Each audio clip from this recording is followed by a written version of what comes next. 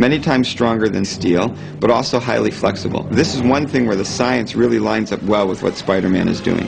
But what makes dragline silk so incredibly tough and elastic? The answer can be found in its unique molecular makeup. Dragline silk has, within the protein molecule, different subunits, crystalline-like structures and a spring-like structure. And it's the combination of those two regions which are thought to give dragline silk its superior toughness. Some strands of spider silk are just a tenth as thick as a human hair, or about 1/100th of a millimeter. But they can snag an insect flying 15 miles an hour into a web without it breaking. So if real spider silk can be that strong, it's plausible to imagine Spider-Man's proportionally larger web lines carrying the weight of his body.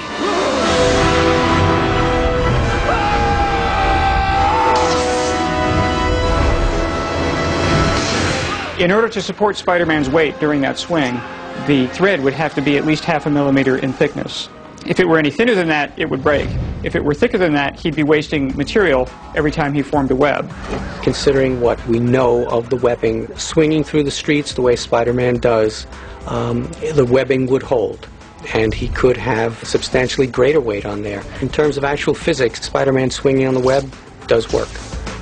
Mechanical engineers have done studies to show that the silk would be more than strong enough to support Peter Parker and 3 or 4 other people as he swings through the canyons of New York. People have speculated that it'll be possible, given the physics of a single spider silk fiber, that if we could scale this up into a thick cable, at least 1 inch in diameter, we could even stop a fighter jet.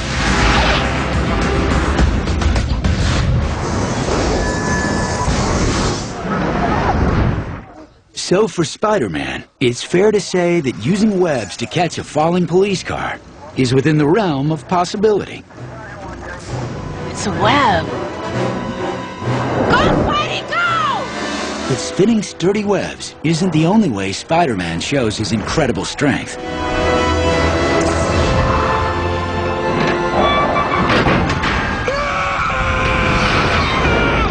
Spider-Man can lift objects more than 50 times his own body weight, in the same way that some real spiders can lift objects up to 50 times heavier than they are. Hi. Hi. He does have enhanced strength, so can he lift a car over his head? Yes.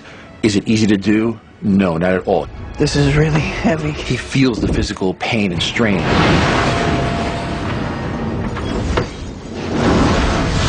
Spiders have a remarkable range of abilities to lift weights. So some spiders seem to be pretty wimpy.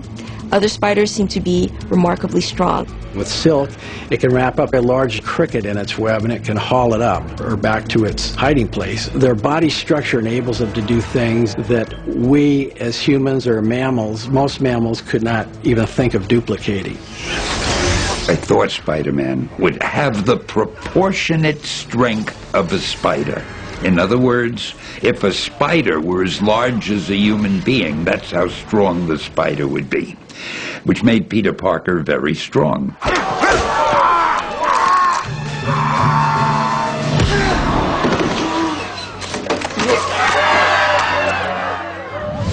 Ironically, Spider-Man's body doesn't appear to be physically different than ours.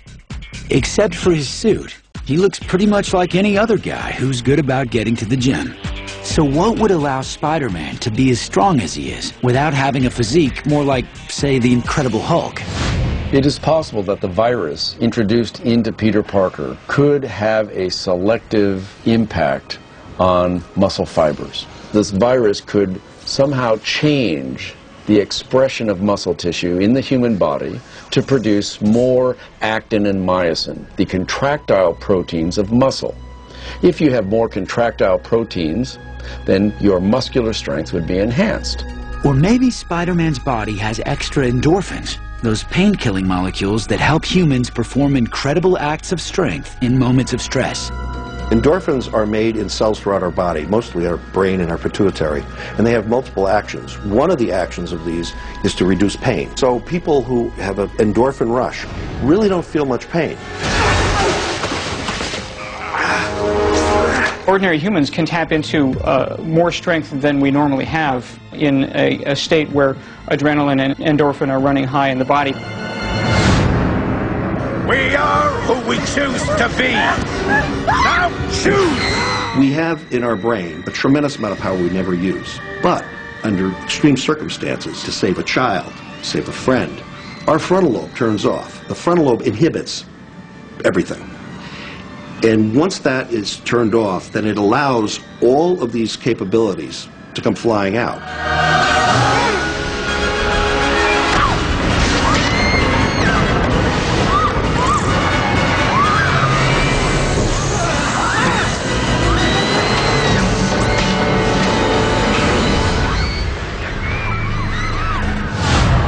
But super strength and web slinging aren't the only reasons why Spider-Man remains the most popular character to emerge from Marvel Comics.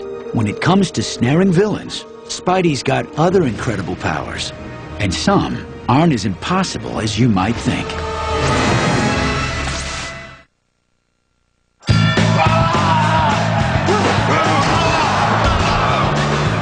What are you doing up there? Staying away from you.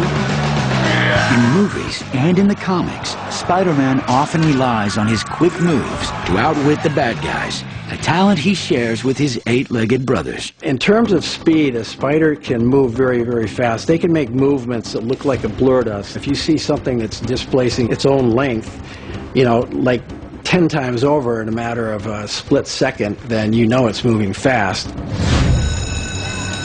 In the first Spider-Man movie, after Peter Parker receives new genetic information from a spider, the transformed team exhibits his lightning-fast moves to save his friend MJ and her lunch from a nasty fall.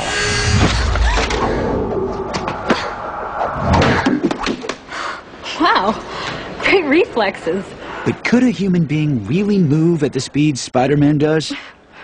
Realistically, we need about 28 microseconds to send a signal from the brain to a muscle. After we send the signal to the muscle then has to actually be engaged. And then the connective tissue has to be stretched. And then the bones have to be moved. It takes a long time, relatively, for us to do anything very quickly.